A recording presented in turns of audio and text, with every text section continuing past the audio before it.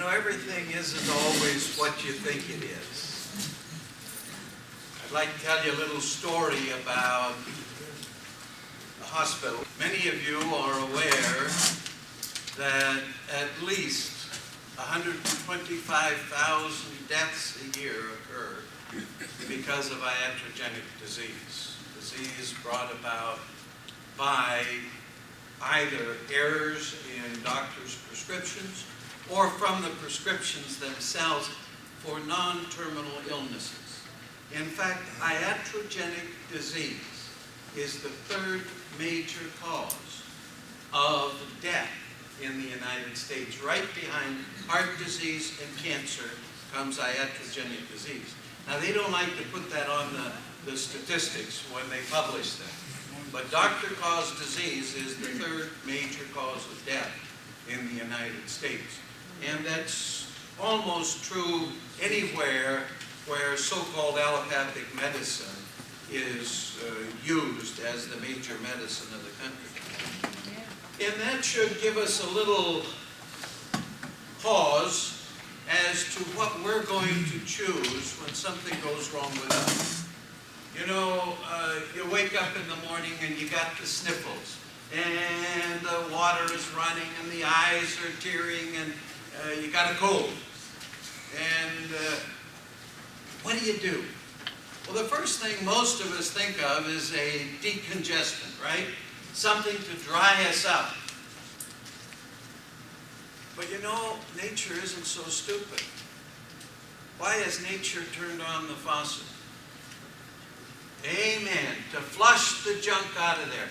To get rid of the bacteria or whatever it is. There are three major bacteria that can cause this nasal congestion type of thing. I'm not talking necessarily about a cold now. And the moment that you dry up that flow of secretion, you are giving open house to those creatures that are in there causing the problem. So what we learn in newspapers and magazines and television advertising isn't always the best thing to do. I'm going to offer you here a couple of three alternatives to some very common conditions that may affect you. We're going to start out talking about oxygen.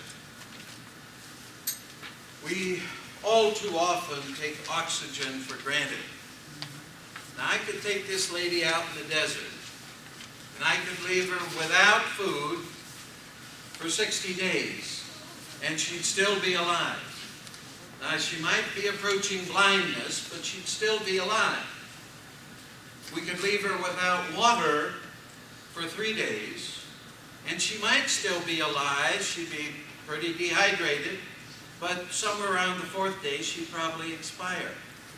But if I just take 3 minutes and do this, the lights go out. Because we... It's okay, hon. It's okay. Just 3 minutes shutting off the carotid artery, supply of oxygen to the brain, and the lights go out forever. Oxygen, something that we maybe should consider a little more seriously than we do. Oxygen is the single most important of all ingredients necessary for life. She can be on a diet totally without vitamin C for 180 days, 6 months, and she really won't have any symptoms. After 6 months, the symptoms of scurvy begin to show up. So we get all concerned. I mean, everybody takes vitamin C, right? But who worries about their oxygen, for which you can only be without for 3 minutes? Consider yourself, just what does oxygen do to the body? Well, number one, it helps create energy. Oxygen, as O2 that is in the air around us, combines with glucose and creates energy. That energy is necessary for every single cellular function in your body. So that's very important. What most of us don't consider too much is the fact that oxygen also plays a great role in detoxification. In fact, I consider a form of oxygen, which we'll talk about, the single most effective detoxifier known to man. Better than any fasting program, better than any herb detoxification program. Oxygen can detoxify your body painlessly and the way the body is really designed to detoxify. And also, a certain form of oxygen kills anaerobic organisms. What are anaerobic organisms? You have aerobic organisms and you have anaerobic organisms. They're all around us. We have aerobic organisms in our gut to protect us. We call those friendly bacteria. You've heard of those. But those are aerobic. Those are oxygen-loving. It's the anaerobic ones that are deadly to us, that are bad for us. That's right. Looking to suck the life right out of you. Yes. Anaerobes. They don't like oxygen. In fact, they can't stand oxygen. And a certain form of oxygen, just like that, can destroy an anaerobic bacteria, a virus, a fungus. So that's the importance, perhaps, maybe slightly overemphasized, but I don't think so. Title of our lecture, Oral Oxygen Supplementation, Stabilized Oxygen in Everyday Use, or, and here is the important thing, O1 therapy. Everybody knows oxygen is O2, but O1 is really elemental or atomic oxygen. O2 is a conglomeration of two atomic oxygens. It's the O2 that combines with glucose to create energy. But O1 has a very, very important part in our daily life. As a source of oral oxygen, we use hydrogen peroxide. It is a very simple compound. You will look at it, H2O2. Two hydrogens and two oxygens. This is a substance that I totally discarded when I first heard about it. The first lecture I heard on hydrogen peroxide, I had turned off the brain and just said, can't be, can't work, no good, impossible, doesn't make sense. And that was about 9 months. I never thought of it again. And then my wife was with me at a conference, and she listened to a lecture. I didn't even bother going to hear the lecture on peroxide. And as we were driving home that night, she says, you know, honey, I'm going to start using hydrogen peroxide. I said, what? So I'm going to start using, what do you mean? That's baloney. That's crap. That's nothing. That's phony baloney. He says, well, maybe, but I'm going to do it anyway. You know how a lady... Yeah. So I says, I'm going to get the skinny on this, and I'm going to show you that maybe it's even harmful. I was trying to scare her. I didn't know that it could be, you know, male chauvinistic attitude. So I called up a Walter Groves who had been doing most of the lecturing. And I said, Mr. Groves, my name is Dr. Donsbach, and I would like you to send me all the material you have on hydrogen peroxide. And about 3 days later, I got a shoebox full of literature. And I started going through it. And that was the beginning of a grand journey for me. I mean, I've had so much fun around the world talking about oxygen therapy. It's absolutely amazing. We started doing the first intravenous oxygen or hydrogen peroxide infusions just did a lot of things. Got interested in ozone, which is another form. Ozone turns into hydrogen peroxide. And you end up, as we'll soon see, with the same molecule that we're really interested in. But the thing that really convinced me was something so simple. I had never been taught it in school. But it's so simple, but it really grabbed me. You see, in that literature was an explanation of how hydrogen peroxide was used in the body and was actually manufactured in the body. Now, in the body, you have, we all know and recognize the immune system, right? Immune system is our army to defend us. And a part of that immune system is called a macrophage. And if you've studied any physiology, you'll recognize the macrophage is one of the real big members, very slow moving, and he comes up to an offending cell or organism, and he kind of flows around it and gobbles it up. But the thing that really got me was that inside the macrophage was a little manufacturing plant called a peroxisome. And the peroxisome makes hydrogen peroxide. And when the macrophage gets close to this offending organism, goes zap! And it zaps that organism with hydrogen peroxide, which contains an oxygen molecule, an atomic oxygen, that cuts the cell wall, and it collapses, and then it consumes it. Wow. Maybe I can do that from the outside and help a failing immune system. And goodness knows we've got enough things in our diet today that depress the immune system. So that was how I got involved with hydrogen peroxide. And as I say, it's been a fantastic ride. I've loved every minute of it. We've talked on this subject in practically every country in the world and just had a lot of great response. Now, why should we consider oral oxygen necessary?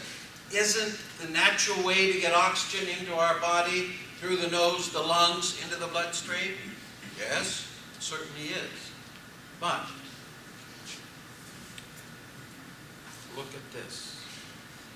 Your hemoglobin may be so bound with carbon monoxide that it can't pick up the oxygen we need. We'll talk more about that a little bit later. And secondly, because by releasing O1, we do so many things to clean up the toxins and creatures in our bloodstream and body, and the only way we can get O1 directly into the bloodstream is by taking it orally through the stomach and from the stomach directly into the bloodstream. And I want you to remember that. You don't absorb hydrogen peroxide from the intestinal tract. You have to absorb it either sublingually or directly from the stomach. So you need an empty stomach. We'll talk more about that. But those are the reasons why we need to take oral oxygen as compared to sucking oxygen, which has, over the years, been found to not be very effective in doing what you usually want to get.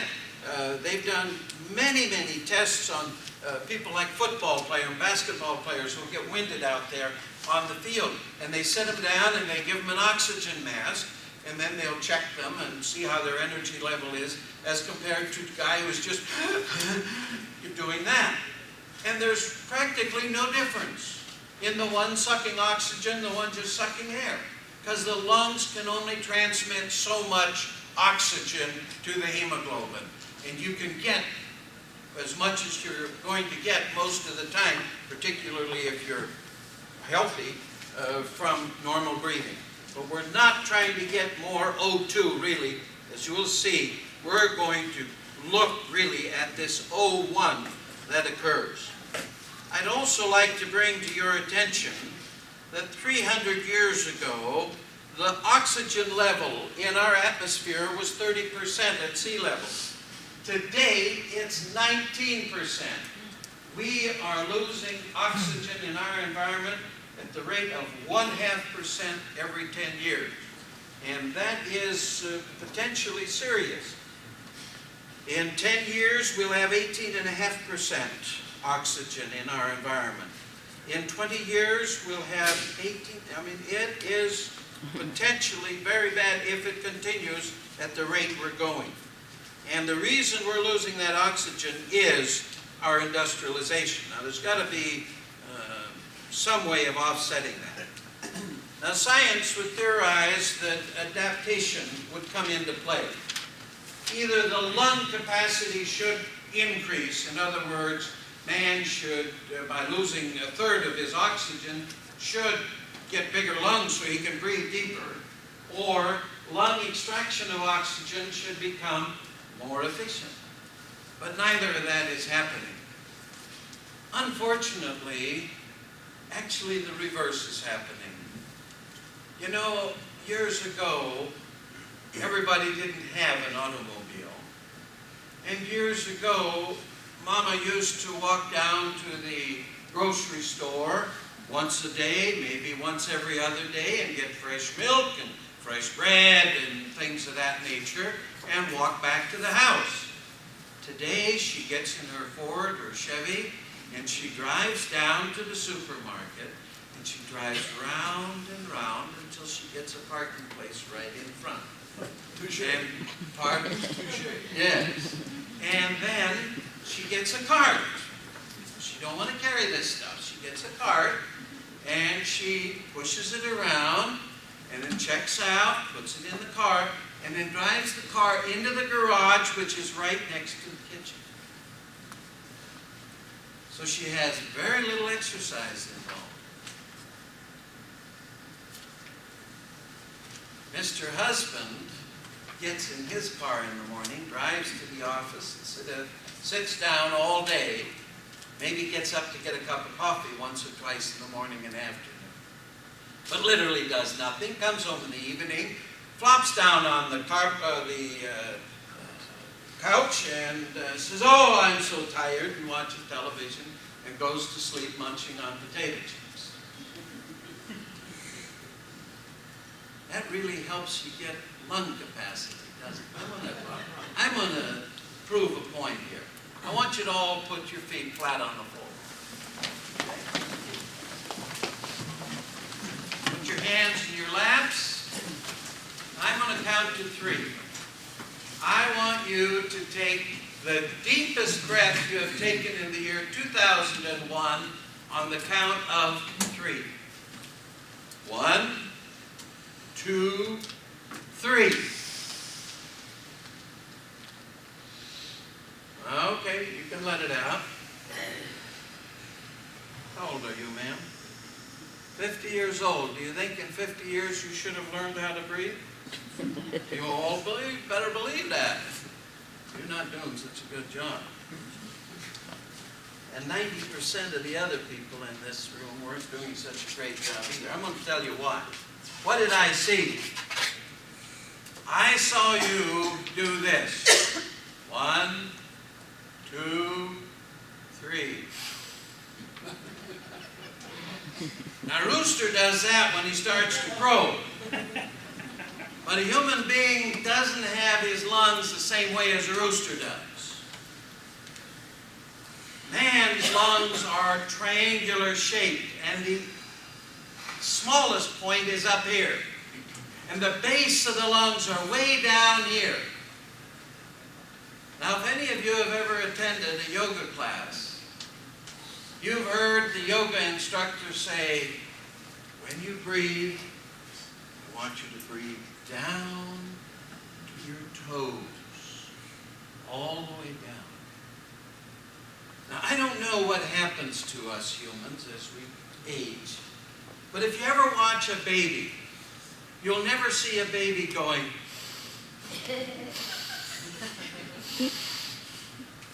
what do you see?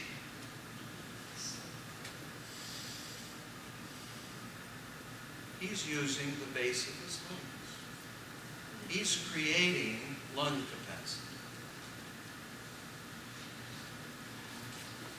lot of you think that I've got a little extra avoirdupois here. You're mistaken. This is lung capacity because I know how to buy that one, I'll sell your fridge. But seriously, there was a book written about breathing by a physician who said, I reduced my prescriptions by 60% by teaching my patients how to breathe. Think about it. Now, for those of you who really have problem breathing, I'm going to give you a simple exercise that you can do anytime you want. Go up to your couch, lie in front of it with your rear end right up against the couch, your upper legs like this, and your knees right on the couch. Got the picture? Okay? Your butt's right up against the couch, legs up, knees over, resting. It is impossible in that position to breathe with your upper part of your lungs. Prove me wrong. Try it sometime. You can lie there for 10 minutes, 15 minutes a day, and it might surprise you what it does for your energy levels. Just simple little 10 or 15 minute period, breathing properly.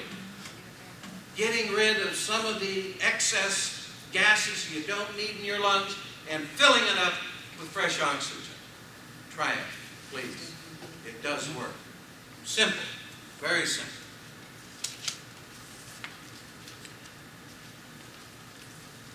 Let's talk about O1 and O2.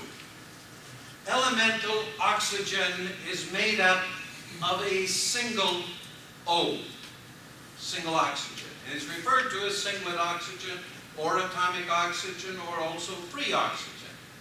This is very, very active and has a short life of about 1/5000th of a second. I can't conceive of 1/5000th of a second. 1 second is short enough for me. But 1/5000th of a second, whatever it's going to do, it has to do just that fast. It is therefore unstable. On the other hand, O2 is called stable oxygen. It's merely two O1s hooked together.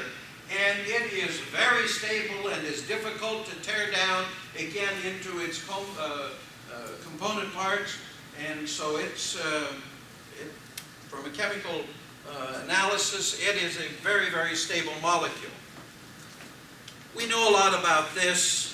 Most of what we're going to talk about tonight, however, is this unstable, very, very short-lived O1 molecule. There is an enzyme in all humans and most animals called catalase. Catalase is used for a variety of different reasons, but one of its major purposes in our use of oral oxygen is to break down hydrogen peroxide into two components. H2O, everybody recognizes water, plus O1. Now the moment that the hydrogen peroxide leaves the stomach and goes into the bloodstream, it is immediately cut by catalase, and you release water here and O1 over here. So that's how it breaks down. But this happens immediately, so you don't have the possibility of, as many people say, of toxic reactions from hydrogen peroxide. Just won't happen because this breaks down into water and O1 so quickly, and the O1 is gone in 1/5000th of a second. Now it has either destroyed a bacteria in that 1/5000th of a second, or a virus, or a fungus, or it has joined another O1 to form O2. So potentially you're getting two benefits. You're getting a cleaning up of the bloodstream, and after you've got cleaning up done, then you're going to have more oxygen actually present in the bloodstream. Just to review here for a moment, oxygen as O2 has one major function, to combine with glucose and create a energy molecule called ATP. Chemically, that's adenosine triphosphate. That's the energy currency in the human body. That's what makes us run. If you don't have energy, you don't have life. Oxygen as O1 has two functions. One, to detoxify, and it does this through what we call the oxidation reduction method. And that's when the O1 quickly attaches itself to something. You can think of, let's think of iron. Let's put a bar of iron on a window ledge outside the window and leave it there for 3 days. What will you see at the end of 3 days usually on the outside of that iron bar? Rust. What is rust? The side effect of oxidation of iron. In fact, that rust is called iron oxide. A gas, oxygen, was able to take iron, a terribly hard, firm component, metal, and literally turn it into a crumbly mass by combining them. That's what we refer to when we talk about oxidation reduction. You're reducing iron to iron oxide. And you can do that with bacteria and with the side effects of metabolism, many of which are toxic to the body, and we have to get rid of them. And you use oxidation to make them less harmful in the body.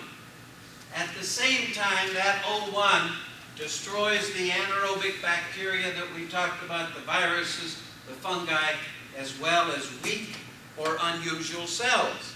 And if we can get this O1 to, as an example, a cancer cell, we can destroy the cancer cell with the O1. But I'm not going to get too far into that.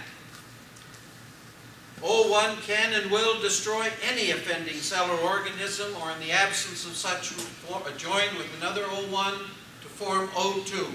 And all of this will occur within just a very, very short period of time. I can talk about, well, I will in a moment, how you can create energy with the O1, not with the O2, because there's some other secrets here that a lot of people haven't talked about when they talk about oxygen therapy. You see an O1 here just actually cutting the wall of a weakened cell. And that will deflate just like a balloon, that you cut the wall of a balloon and the cell will be destroyed. Now, you might at that point say, well, how does it distinguish between a weak cell and a strong cell? A strong cell in the human body has an outer cover, almost the consistency of chitin, which prevents O1 from getting in there to the inner wall and cutting it. So it will reject it. Disease will end up affecting you in your genetically weakest place. That's why some people have arthritis and other people never have a touch of it.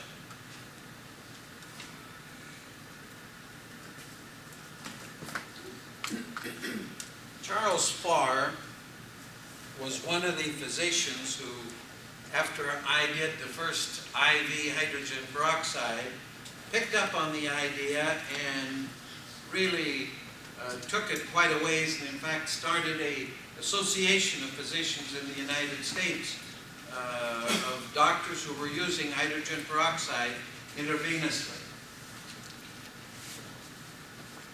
He says, I treat the following conditions with intravenous oxygen every day with excellent results. Acute and chronic infections. That's where the anaerobes come in. Angina, asthma, arrhythmias, that's heart problems, cancer, emphysema, lung problems, influenza, flu, multiple sclerosis, rheumatoid arthritis, and inflammation of the arteries. Dr. Farr, unfortunately, has passed on, but his organization lives after him and is holding 2 seminars a year on the new therapies that are coming out all the time, new uses of oxygen. Other researchers. What's the name of his organization?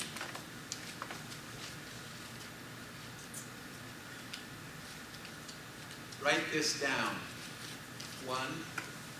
1-619-475-9961.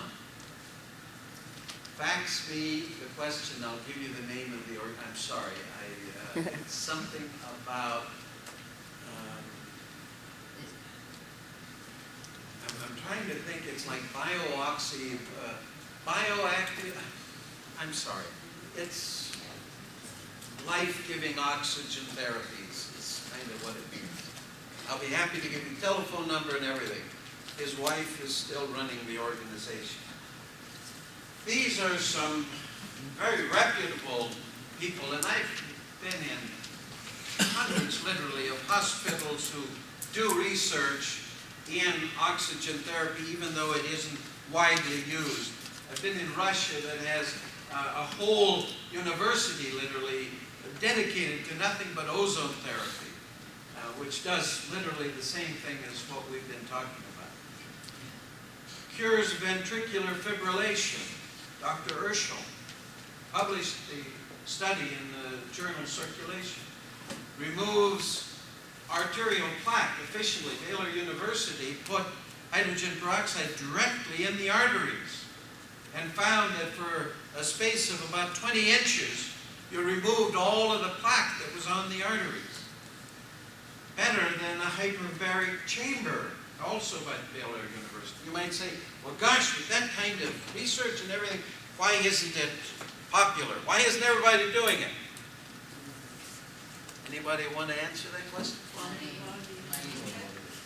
You guys are too smart. No, not necessarily anything that works. They don't want it. It's just that you can't get any real money for it. You can't. It's too common. I mean, you can do it yourself. You don't need to go to a doctor. So it just, they'll criticize anything that takes away from them. Believe me, they're business people par excellence. Now, I've got, I think, no I don't. Lou, do you have $1 you can loan me? You got $1. I'd like to give $1 to somebody who can tell me the substance that is absorbed directly from the stomach into the bloodstream and not from the small intestine. All foodstuffs is absorbed from the small intestine. There are 2 things that are absorbed directly from the stomach into the bloodstream. For $1, what is the second one? Hydrogen peroxide is one. Chlorine dioxide. What? Chlorine dioxide. No. Sulfuric acid. Lou, you got to give this lady $1. Okay, right here. What did she say? Grandma told you. Alcohol. Don't drink on an empty stomach. You'll get drunk too quick. Right? Most of you know, I saw on TV the other night, they took 3 guys and they gave one guy a little meal, one guy a big meal, and one guy no meal. And they both drank exactly the same amounts of alcohol. The guy who didn't drink had a much higher level of alcohol in his bloodstream after drinking than the one, did I say, the one that did not eat. Yes. And the one that ate a little bit, had a little bit higher or lower, and the one who ate a big meal, he had the lowest level. So alcohol is inhibited by food in the stomach. Hydrogen peroxide actually almost disappears. You'll get no benefit. It isn't that it hurts you to take it with food, it's just that you're not going to get the benefit. So if you're going to take hydrogen peroxide orally, take it on an empty stomach. There are 3 ways of getting hydrogen peroxide in.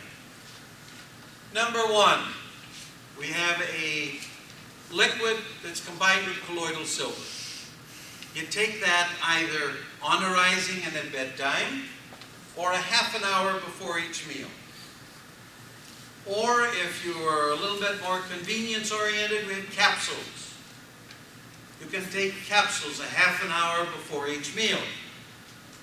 Or, if you're like most of us and can't remember anything, you carry around this little jar. Do you all get that little thing? Where is one? Huh? You got one there? You're going to get $1 anyway. All right. All you do with this is just pop a few drops under the tongue, leave it there, it'll absorb right into your bloodstream directly. And I don't care if you just ate 5 minutes ago, because it's here. The absorption is here. This is a concentrated thing.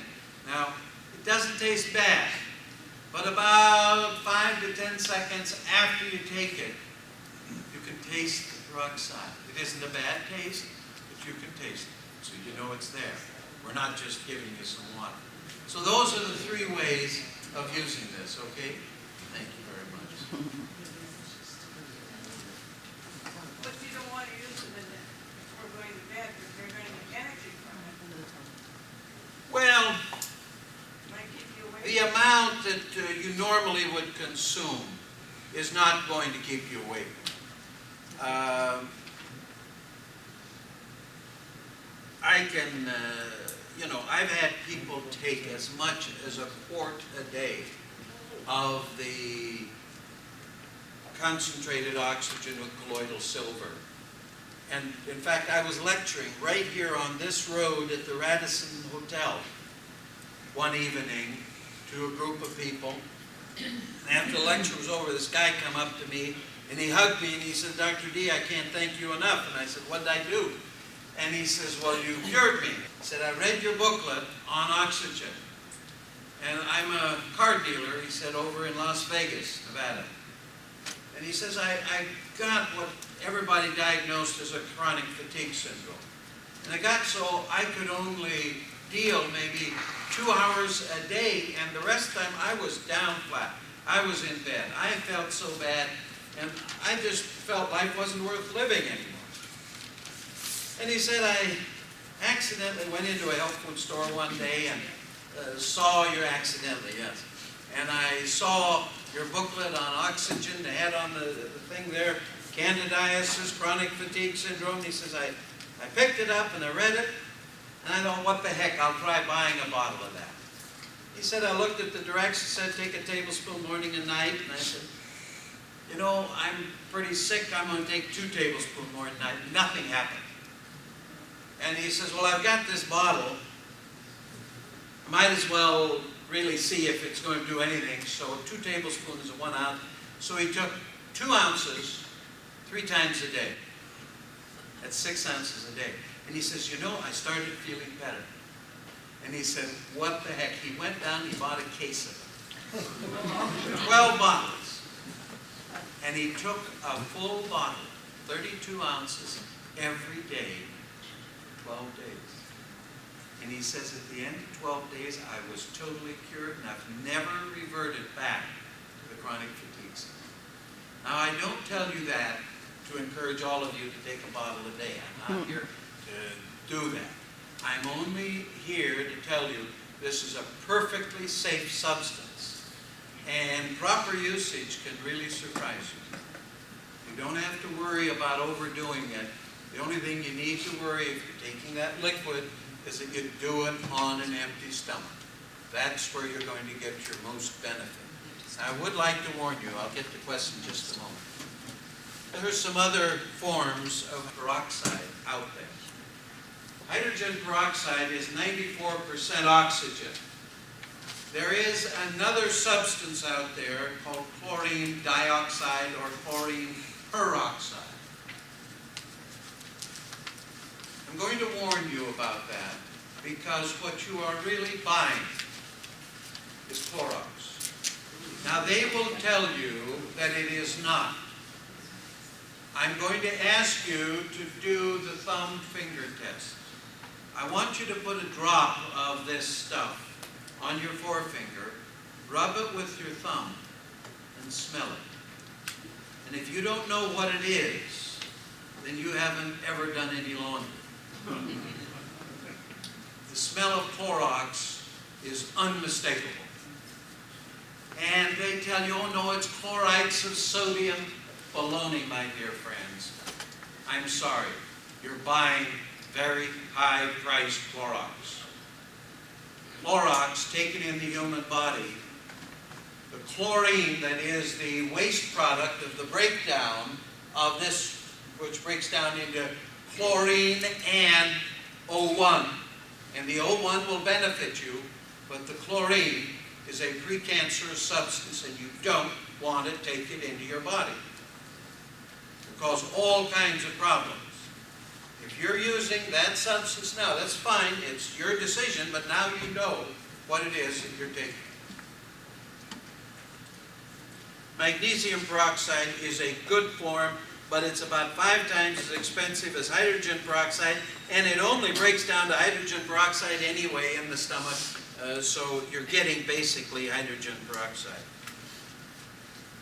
For those of you who are interested, here are 3 books that I would like to suggest you may consider if you want some more real good information about oxygen therapy. The newest one is this Oxygen and Aging by Dr. Ali, and he has got probably the most in-depth expose of what oxygen, hydrogen peroxide therapy, both oral and intravenous, will do for you, and bathing in it and so forth, all of which we do, of any of these, any of the people. He's done a fabulous, fabulous job. That's number 1. Oxygen therapy, a new way of approaching disease by Ed McCabe, is a kind of a standard. A lot of great work in there, very good author, etc. And then Oxygen Healing Therapies by Nathaniel Altman is another very, very good book about basic oxygen therapy.